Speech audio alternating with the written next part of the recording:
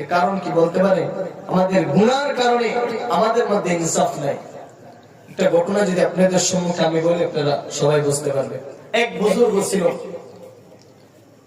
এই বুজুর্গের একজন খাদেম ছিল। তো কোথায় সফরে যাইতেছে, বুজুর্গ খাদেমকে বলতেছে,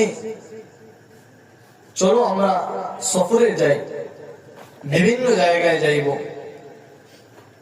সবাই খেয়াল দিয়ে শুনবেন। তো সফরে যাওয়ার পর এখন দেখতেছে যেই দেশের মধ্যে সফরে গেছে ওই দেশের মধ্যে সব কিছুর দাম সমান।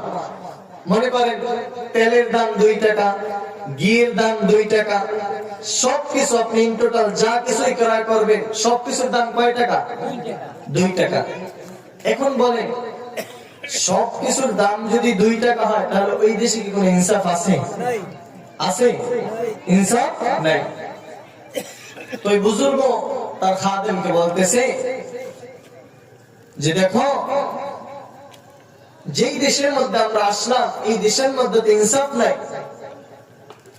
ঘি আর তেলের দাম যদি সমান হয় তাহলে সে দেশের মধ্যে ইনসাফ থাকতে পারে?